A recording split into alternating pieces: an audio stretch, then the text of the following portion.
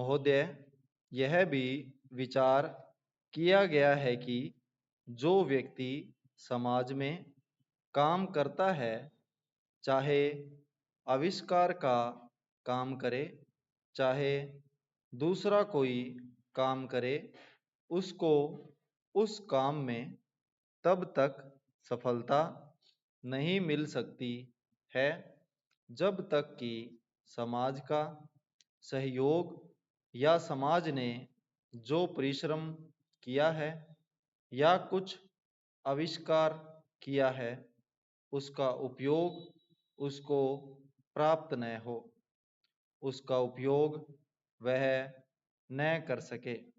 इसलिए जब भी कोई व्यक्ति किसी वस्तु का आविष्कार करता है तो आविष्कार करने में न केवल उसका अपना परिश्रम रहता है, लेकिन साथ ही साथ समाज ने जो काम किया होता है, चाहे विज्ञान के क्षेत्र में या प्रौद्योगिकी के क्षेत्र में या किसी अन्य क्षेत्र में, उस सब से भी वह लाभान्वित होता है। इसलिए जब हम किसी आविष्कार के अधिकार की रक्षा करना चाहते हैं तो उसके साथ साथ यह भी विचार हमारे दिमाग में आता है, जिस व्यक्ति ने समाज की सहायता से आविष्कार किया है उस समाज को भी उसका फल अधिक से अधिक मिलना चाहिए। माननीय मंत्री जी ने भी कहा है कि पेटेंट लॉ इस सिद्धांत पर आधारित होना चाहिए। मैं समझता हूँ कि पेटेंट लॉ के पीछे दो सिद्धांत निश्चित हैं। पहला सिद्धांत तो यह है कि जो व्यक्ति परिश्रम करके, धन लगाकर, अपना दिमाग लगाकर के किसी वस्तु का आविष्कार करता है, उसके तथा अपने परिवार के लोगों के अधिकारों की रक्षा होनी चाहिए।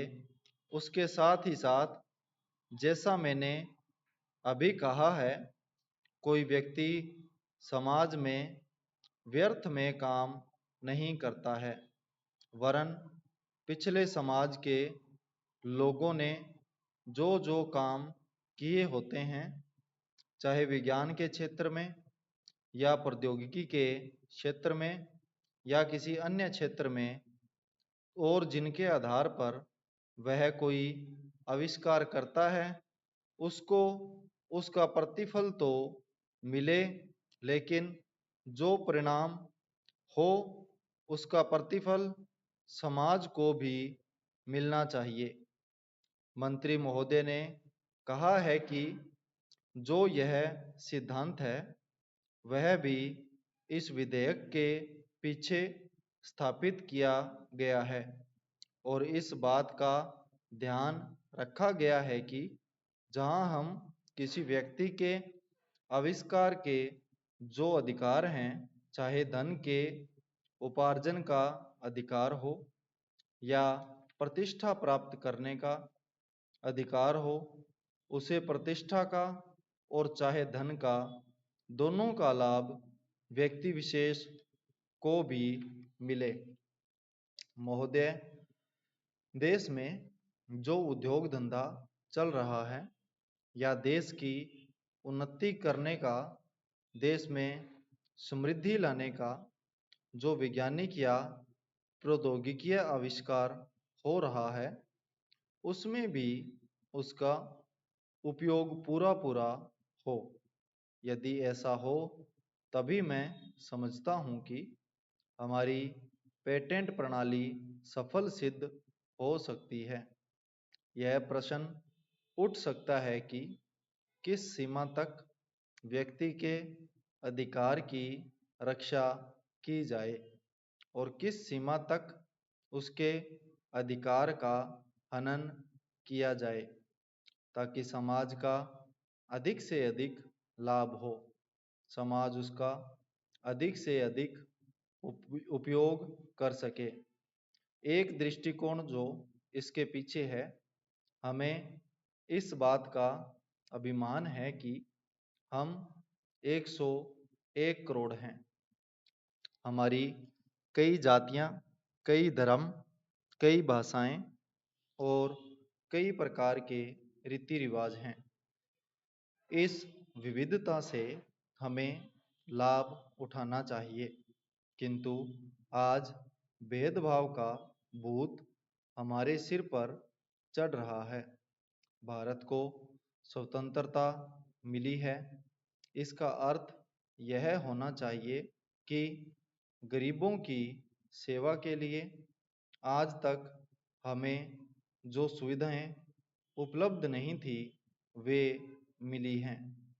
जिस प्रकार भरत ने अयोध्या के राज्य को राम का समझकर सेवक वृत्ति से राज्य का काम संभाला था, उसी प्रकार हमें समझना चाहिए कि राज्य गरीब जनता का है और उसके नाम पर उसके संरक्षक बनकर हमें उसको चलाना है।